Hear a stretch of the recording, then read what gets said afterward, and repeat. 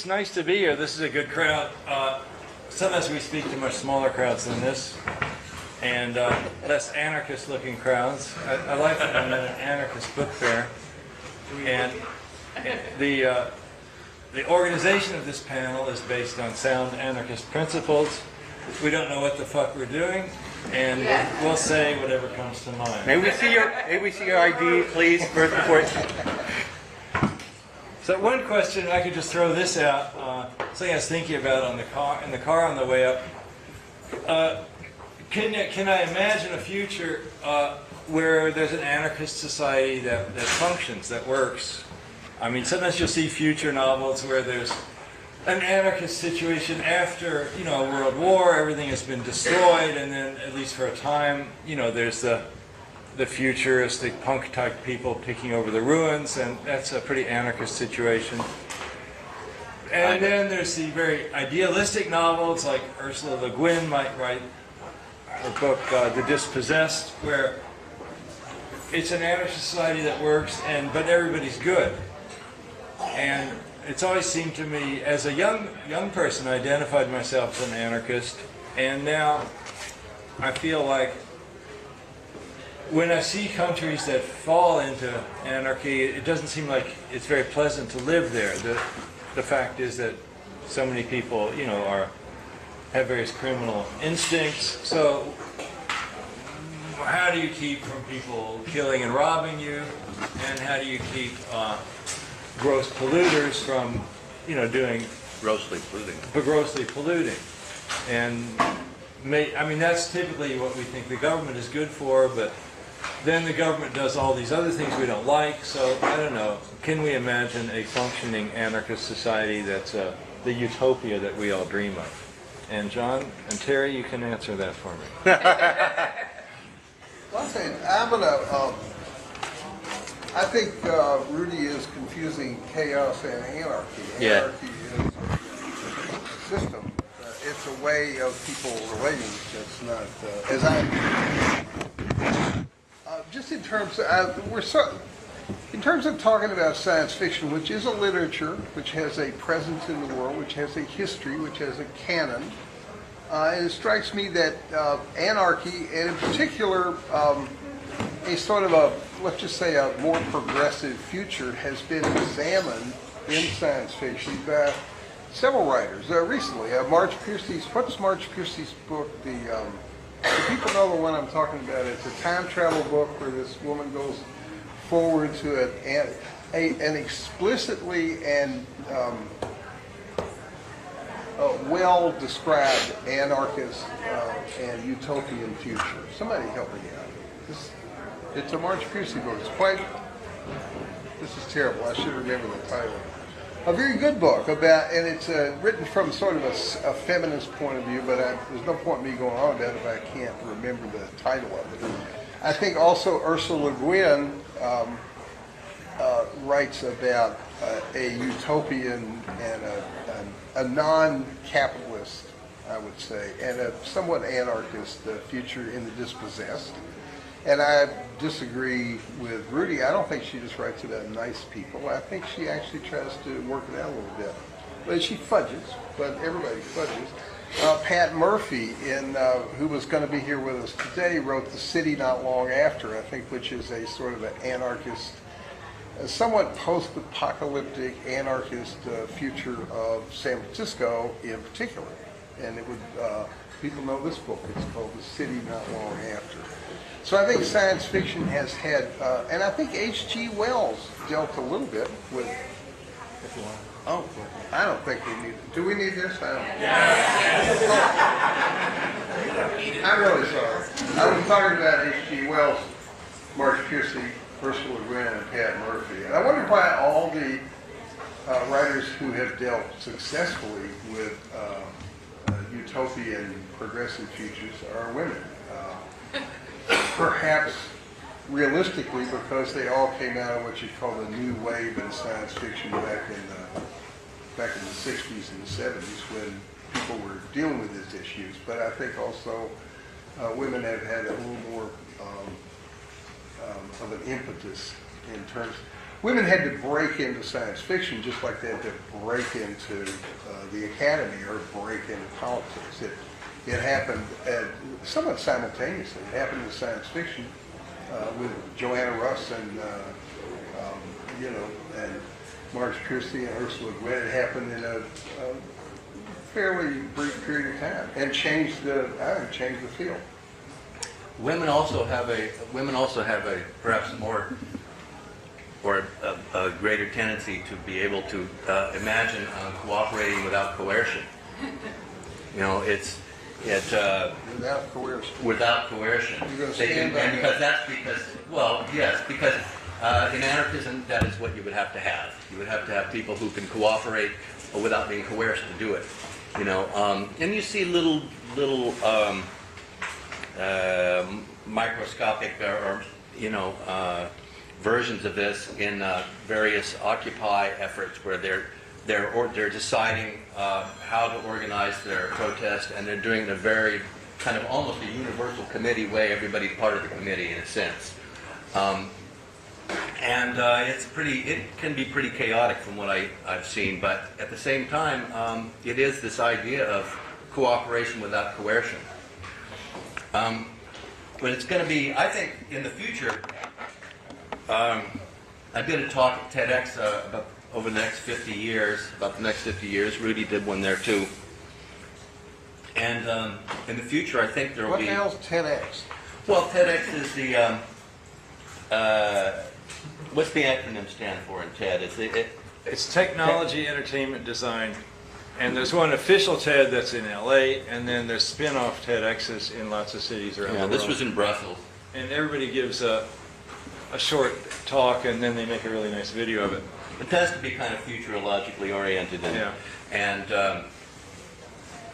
I was one of the people who wasn't all chirpy about the glories of the future and technology, and Downer. I was the downer guy to some extent because I really think that it's going to be a long slog before we get to the kind of relatively harmonious civilization of any kind, because of the crises that I think are coming, and a lot of people think are coming.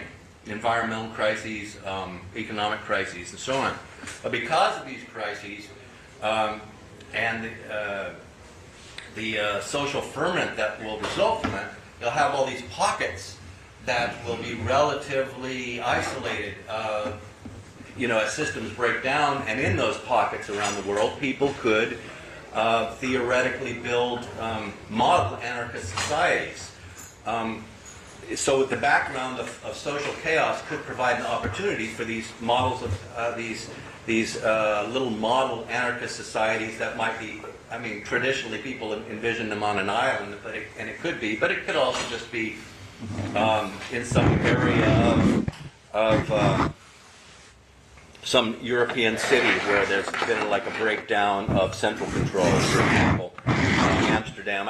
Years ago I visited Amsterdam, and there's a whole community of squatters there in Amsterdam. At least there was then. It was like 20 years ago. And they were occupying, in fact, buildings, a whole series of buildings in Amsterdam where people had just, the buildings were not being used, and so the people moved in and fixed them up, and the local government just kind of allowed it. They even, I think, voted to allow it as long as the buildings were disused. They kind of had a high level of tolerance for it. So they were able to wire in electricity borrowed from different places, and they had all these businesses there that were uncertified, that were unlicensed. They had little cafes and shops of different kinds that were totally squat cafes and shops. And they all got along great, as far as I observed, and it was another example of cooperation without coercion. Let me talk about And all right. See, that's cooperation without coercion. He didn't have to threaten me to get the microphone. But he would have. But he would have if I hadn't given it to him. We've known each other for a long time. We're fellow cyberpunks from way back. There's the dream of Terry's new book. It's a novel that's not being marketed as science fiction.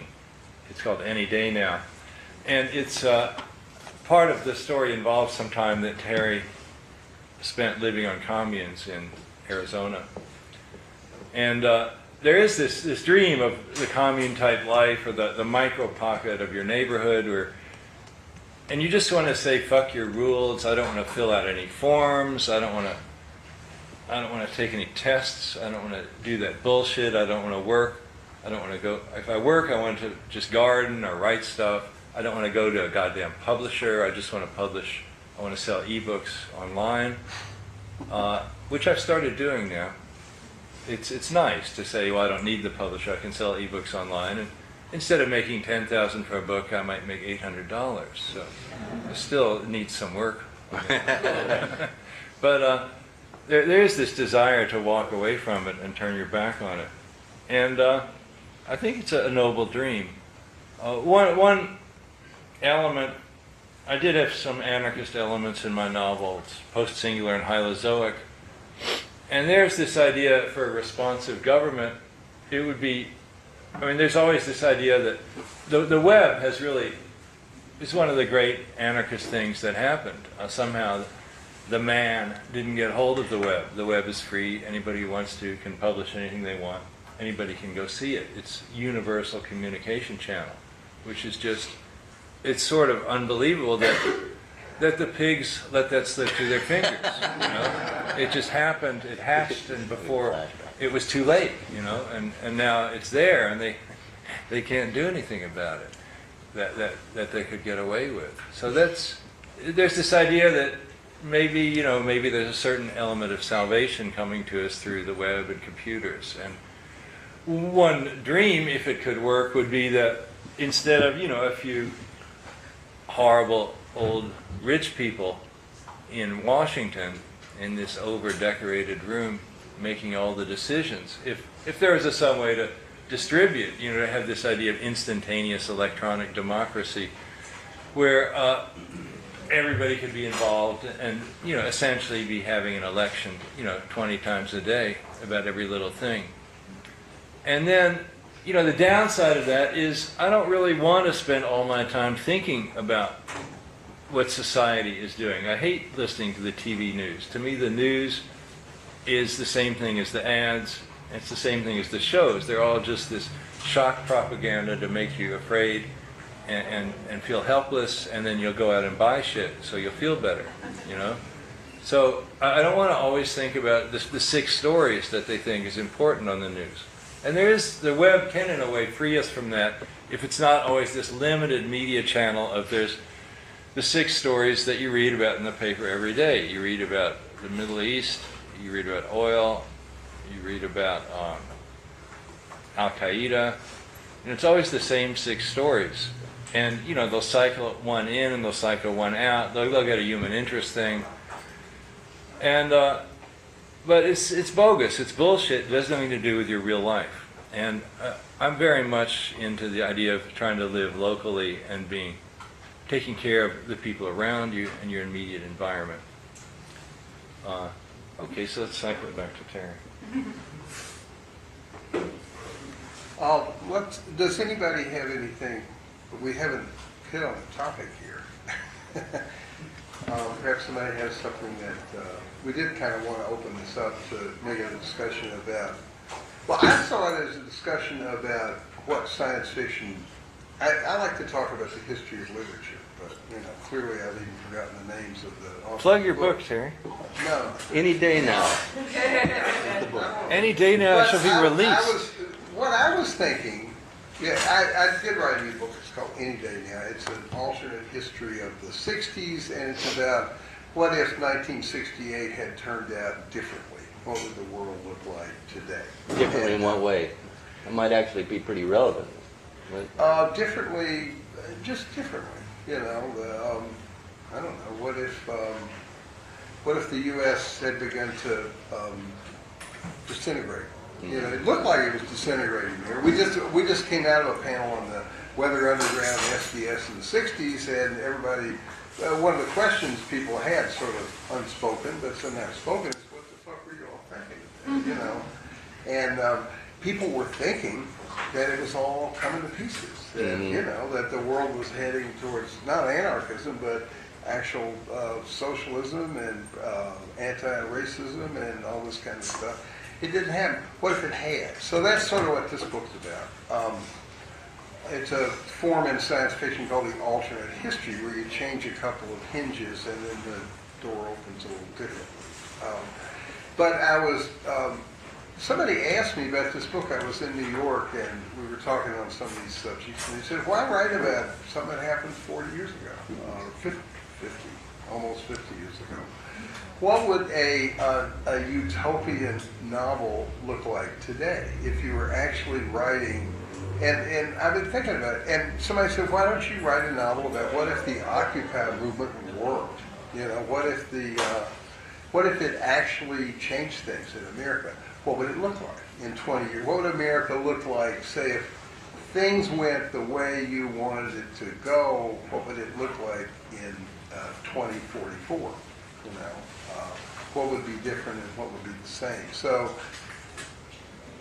I'm probably not the guy to write that book, but I kind of wanted, it's one of the things I wanted to open up. Like, if you write a novel, say, about a young man from a small, this is about a sort of thing, not based on me, but it's about a kid from middle America. Kentucky. In the 50s, yeah, and he goes to New York and becomes a hippie and all that kind of stuff.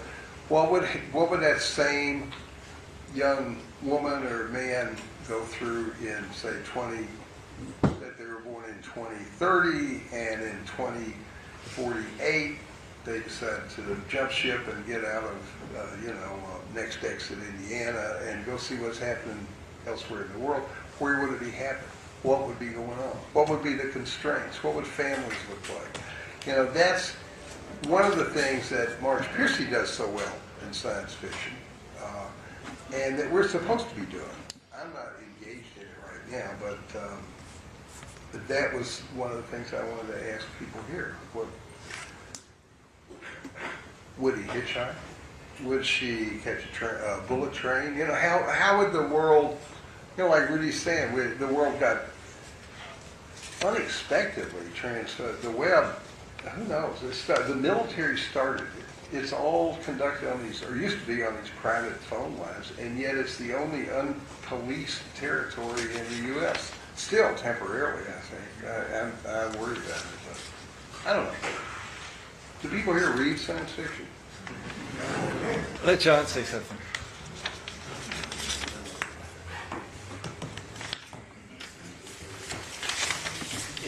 One of my short stories, it's incorporated into this book, my cyberpunk trilogy, the new omnibus.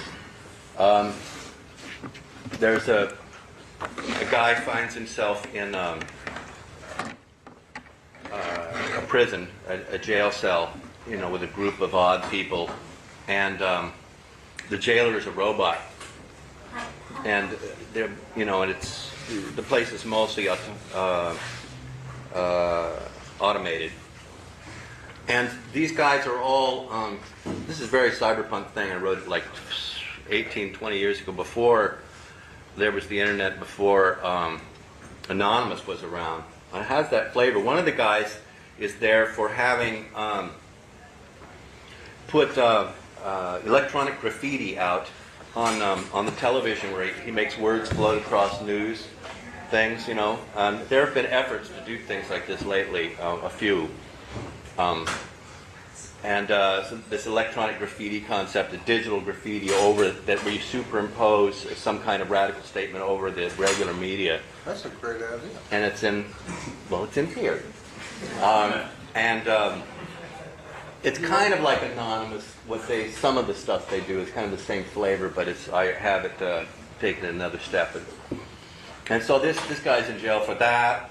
And then there's other people who are, some of them are just kind of street people, but they all have one thing in common. They have this chip that street people have at the time, and it's a kind of a street chip. It's the technology uses. The street has its uses for technology. Is that the expression? You know the one I mean? And so they've all got this chip that connects them to what is called the plateau, which was my envisioning of the internet, except it didn't exist then. And it was sort of like cyberspace. But the plateau was sort of an highly illegal form of cyberspace. All these guys have their little chips hidden, and they haven't been found by their jailers because that's kind of another process that comes later where they do some kind of surgical probe or something. So then one of them has a program that allows them to link up all their chips and use it to take over the robot, to hack into that robot, to open the jail cell to get them out. And so then, but in the process, there is a kind of telepathic feedback that happens where they see into each other's minds. They can't help it because this chip is interfacing with their brains. And so they see much more than they want to see about each other. There's this kind of eruption of mutuality and psychological exchange between them. And so all this, in this kind of powerful wave of honesty that comes from these interacting, interlinked chips, people are able to cooperate, in an anarchistic sense of cooperation, in a way they wouldn't have been able to otherwise, because they're totally different. Like one was basically a burglar, and another guy was a member of a gang, and so on. And all these different people from different parts of society and oppressed classes kind of find this unity after they also see the kind of dark sides of themselves. So they have nothing to hide anymore. And because they don't have anything to hide, they're able to cooperate and escape from the machine, literally from the machine. And obviously it's a metaphor. Obviously the story was a metaphor. It's going to be in the new cyberspace anthology that we're both in, cyberpunk anthology we're both in. That's coming out from Underland Press. Yeah. Rudy and I are in that. I think it's just called Cyberpunk, isn't it? The Cyber anthology? Elders, I think it's called. Really? That would be depressing. That would be very depressing. How about eternally youthful cyberpunks? That's what it should be called, I think. But anyway, it's in this book. But the point is that it's a metaphor, and it does show something that I think will happen. I don't know if it's quite this literally, but it will happen. People will use electronic media even more in the future in order to facilitate radical ends in more and more creative ways. So that's probably what I've been trying to say for the last 10 minutes here. Okay, let me have that. Huh. That's good, John. That's something I think about a lot too, is electronic telepathy. I think I never see your thoughts on that. you can't. I must need a new Earl for you. I wrote about that a lot in Post-Singular and Hylozoic. And that's the sort of, I figure that's going to be the next medium. I like to try to think ahead a little bit. I mean, in our lives, there weren't computers when we started out, and now you've got there used to be the science fiction dream of the world encyclopedia that could answer every question, and we've got that. We've got Google, we've got Wikipedia. And then there was the dream of the video phone, and so you've got that, you've got FaceTime or some other version of that. And the interfaces with cell phones and smartphones, that's going to be a very, very transitory interface. There's only so long that people are going to want to push those little buttons. That's not going to last. And well, the voice recognition will get a lot better. That started, okay, with Siri. But I think probably the thing that would be, they're sort of edging up to it, but they haven't quite, had the nerve to sort of push it, is going to be the thing where you have this little thing on the back of your neck. I call it an UVVY, UVVY, because it sounds cozy. It's made of plastic, and we can put circuits into plastic now. So one thing, computers have to get soft. You don't want them to be hard. Mm-hmm. They got to be soft like we are. So there'll be this soft little slug, an UVVY, and you put it on the back of your neck. And I don't think we want hair-thin probes sinking into the spinal cord. That's a hard sell. But it's going to just have really good electromagnetic sensors. So probably not the hair-thin probes. We got a comment.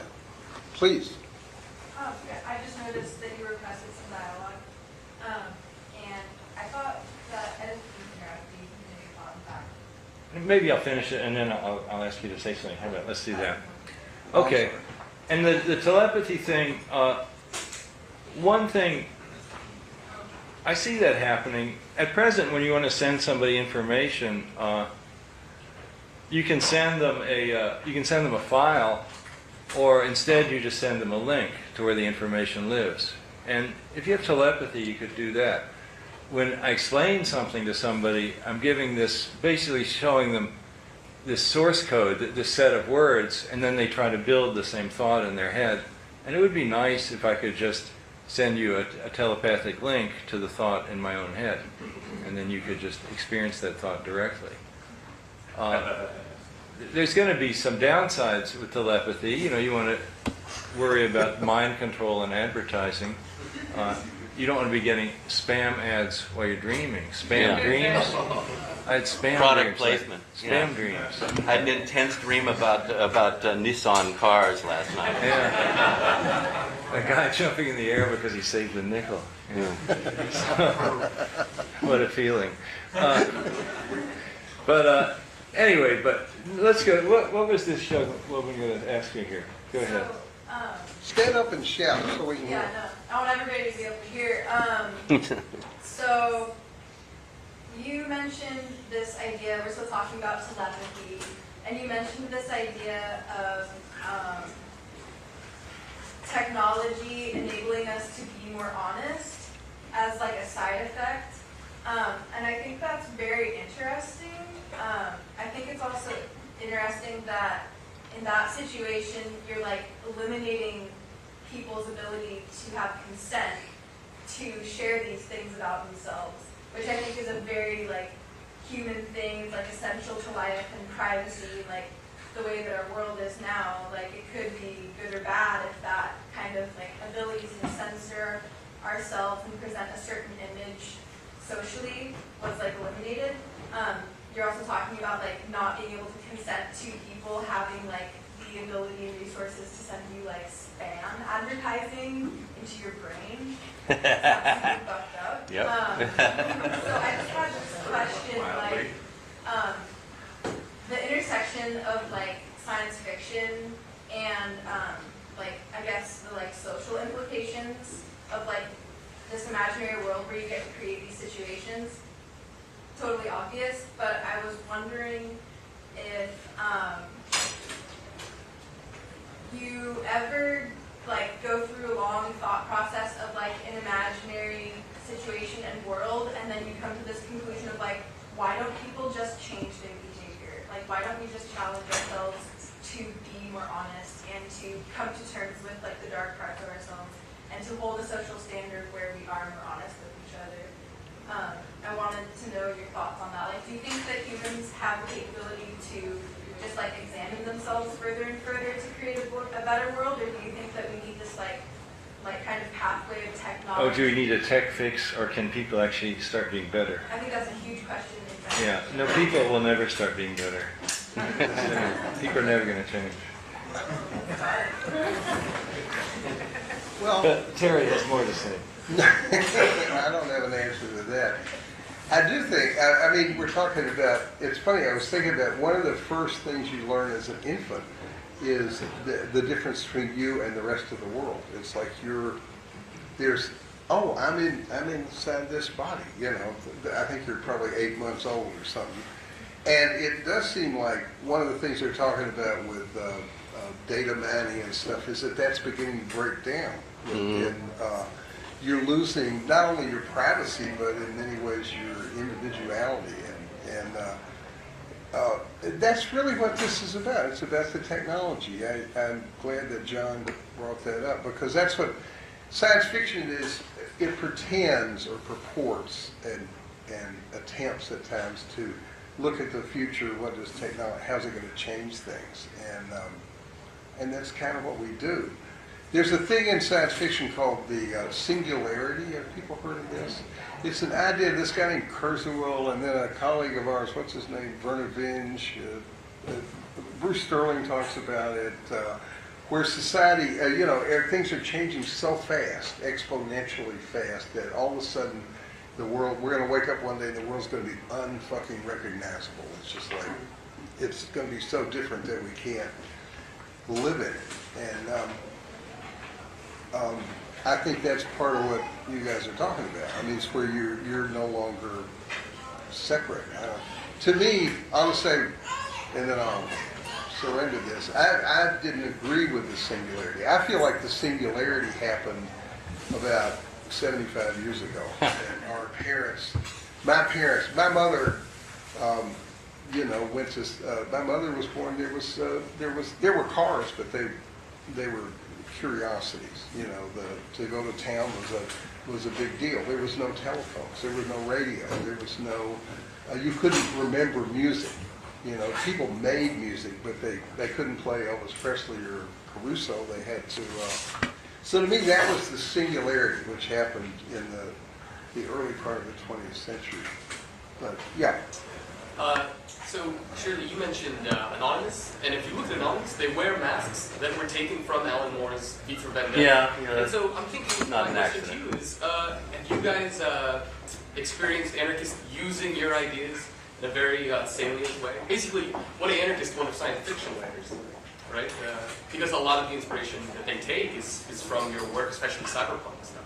I sometimes get letters from people who say they found the song called Youth Books politically inspiring, but I don't know what they've done about it. Not from jail.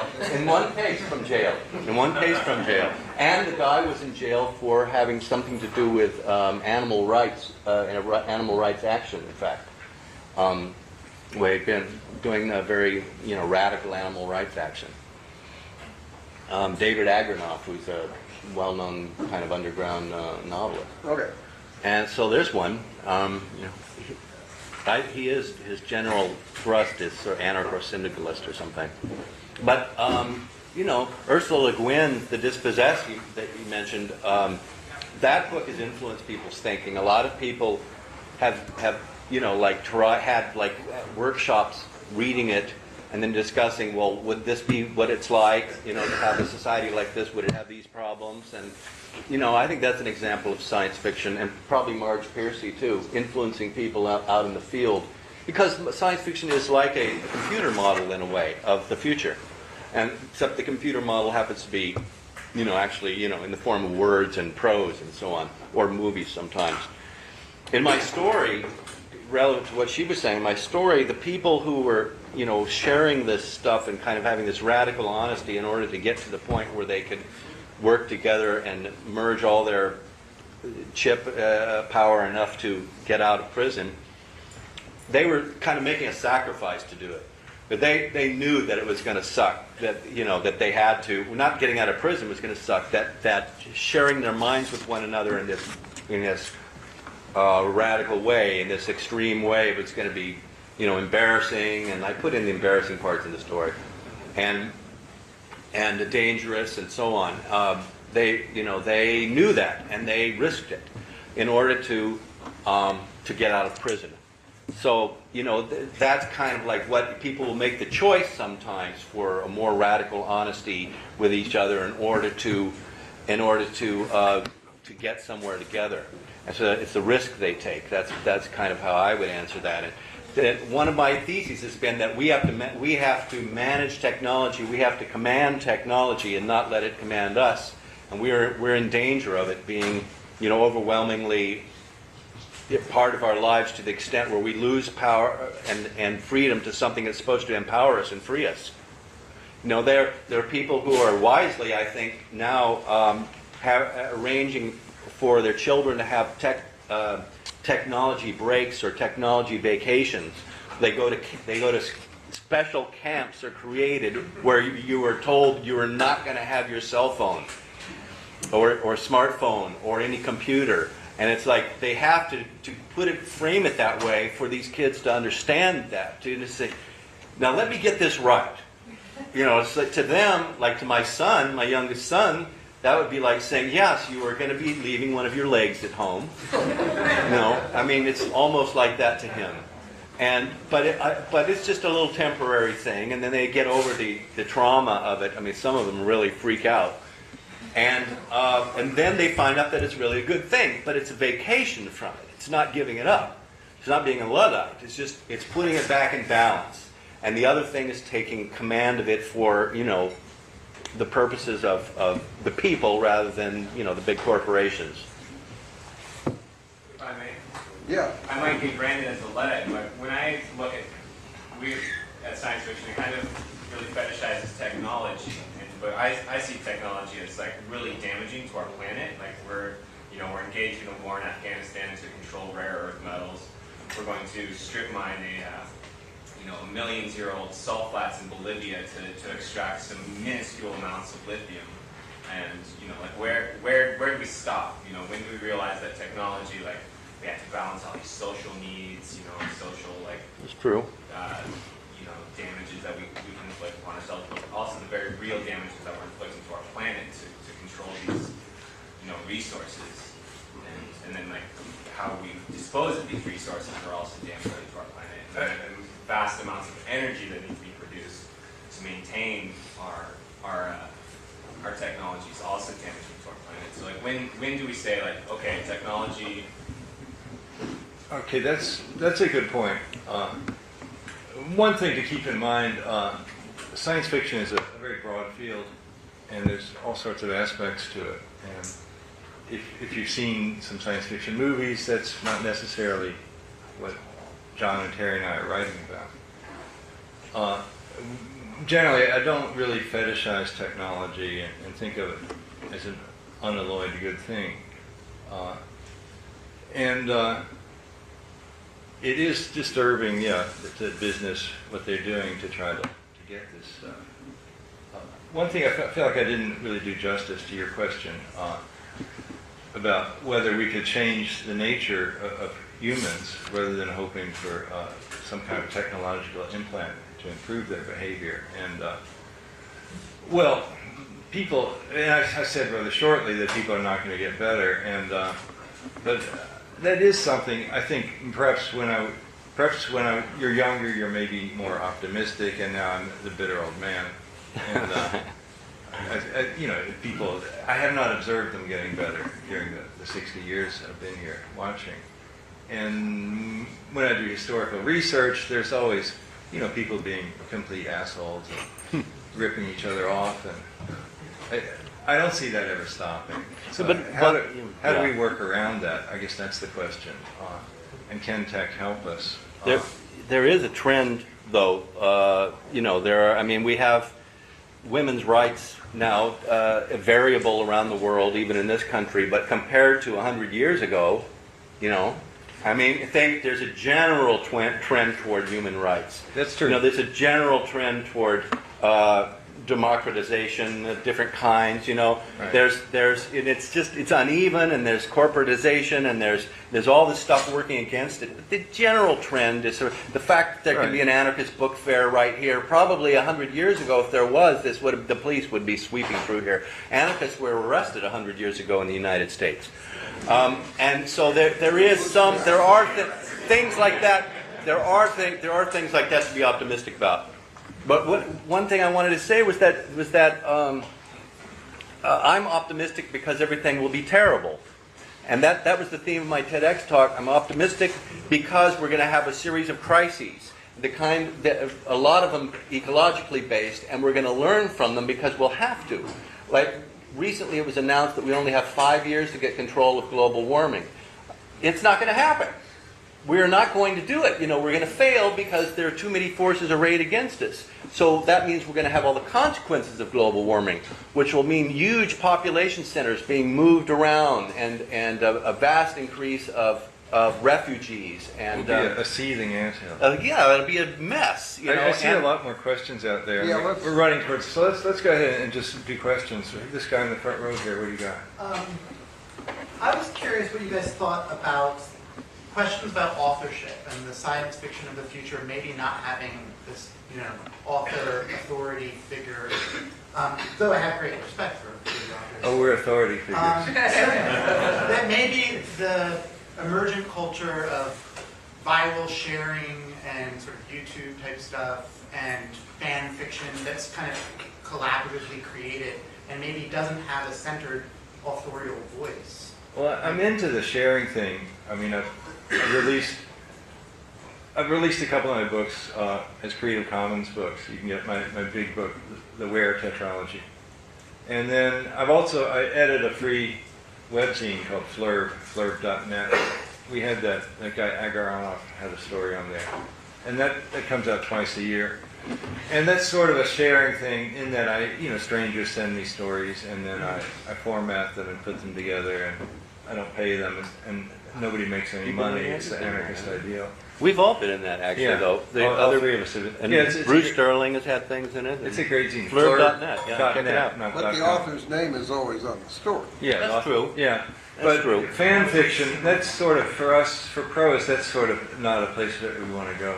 But there's nothing to stop. There's nothing to stop you from doing There's it. nothing to stop you from doing it and offering and that as an publishing. alternative and to publish communally in that way. There's nothing, and in fact now that e-publishing is like opening so many things up, that's an even greater opportunity for it. E-publishing is huge.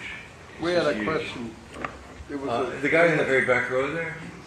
So this will be slightly reductive, but so if telepathy is going to be achieved through the paradigm of having a piece of technology that will interface with your brain. Maybe. Maybe. Yeah. That's going to be based in reading chemical signatures. Well, it might be reading electromagnetic signals, or maybe there's a type of wave that we haven't discovered yet.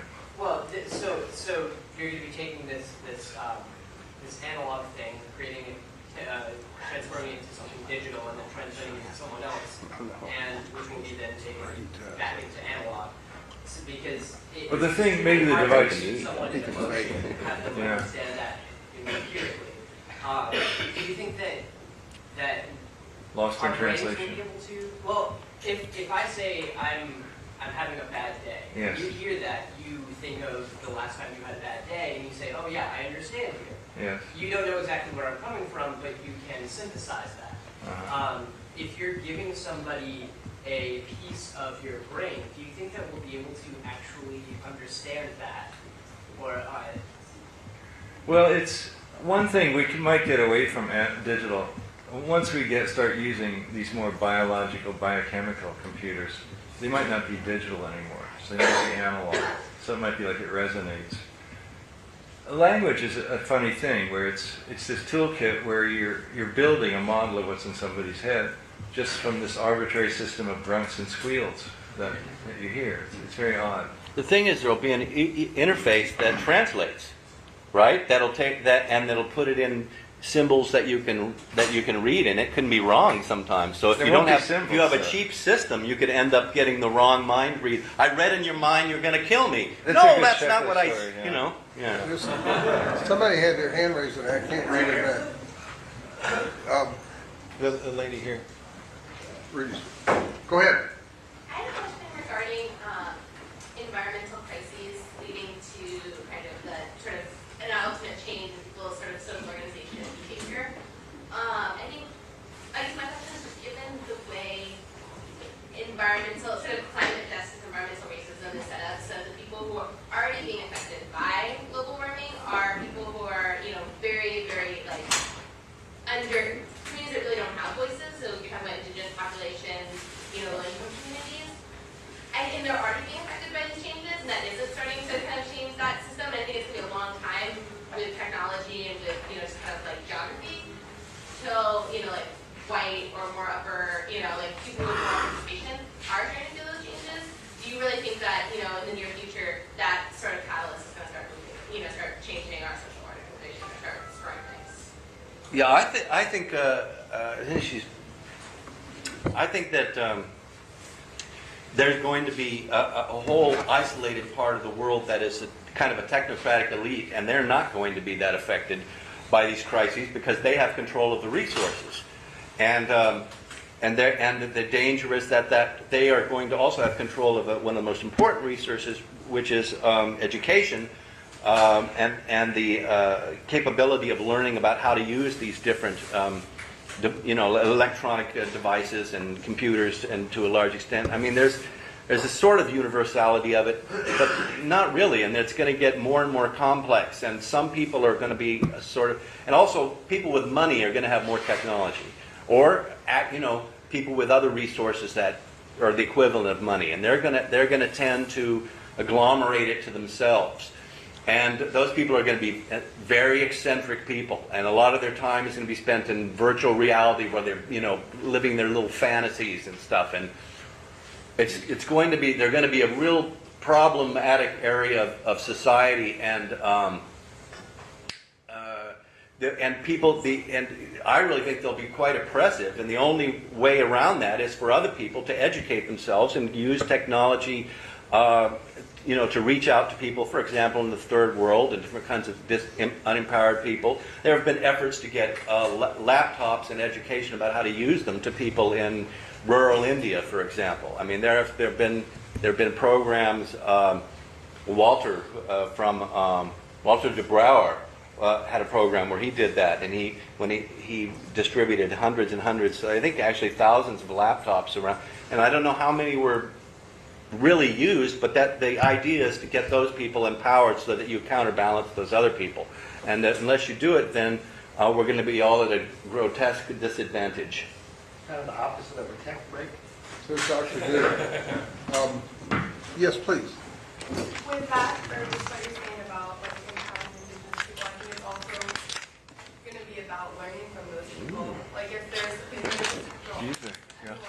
collapse, we're all going to be faced with You get a roll of cigarette. you don't know the technologies that sustain life. Like a lot of people don't know how to make fire or make shelter or gather food, and it's like those are the things we're going to need. You know, those are the things when these things collapse that we're going to have to like learn together. So That's I true. think a lot of reconnecting with indigenous communities and being like, okay, we fucked up. You know, our ancestors fucked up. Like, Yeah. let's kind of like work together. They may be educating us more than we're educating them in some ways. That's probably true. About technology, but it's just like older technology. Right. Yeah, it's true. We had somebody over here. I'm sorry. A quick comment about people never getting better.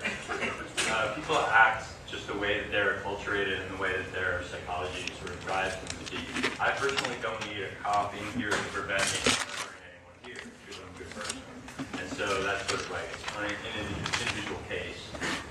But I think cultures do vary, and like you were saying about women's rights improving by and large, for example, and other things like that. And I had a quick comment about, just inspired by the question, what might a utopian vision look like? There's a lot of things I can say about that, but there's one that I'm really excited about, which is that given the fact that our unsustainable modes of energy production, among everything else, are unsustainable. Unsustainable means it's gonna stop at some point. It's gonna break. It's breaking now. That's what we're seeing. That's what our wars are about, et cetera, et cetera, et cetera. So if we do continue to have a civilization, it's gonna have something to do with some sustainable method of energy production. The exciting thing for me is that sustainable energy production is inherently distributed.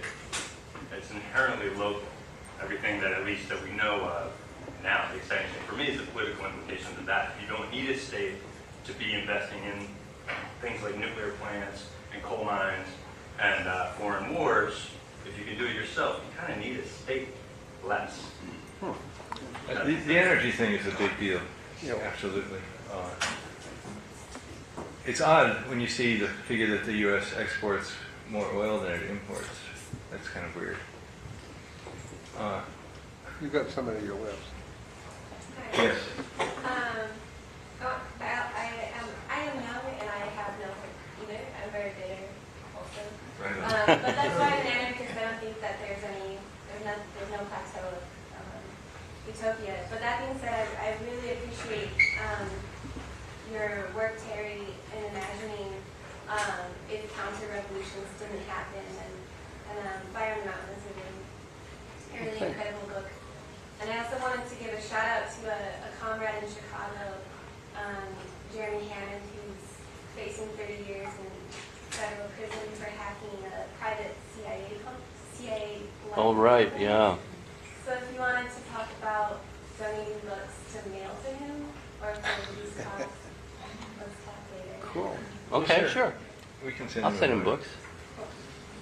We've only got 5 minutes. We can take 2 questions, but it has to be an intelligent question or comment.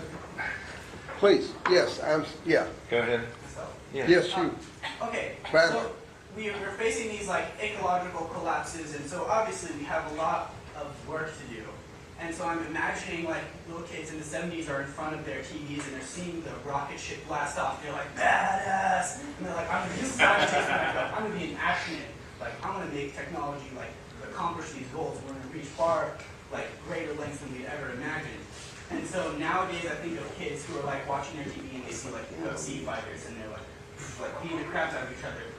And I was wondering if maybe you had any, you experienced seeing any things lately that would be really inspiring to younger people who are going to be having to solve these problems that would make them want to come to meet these challenges like that, rocket liftoff or something like that.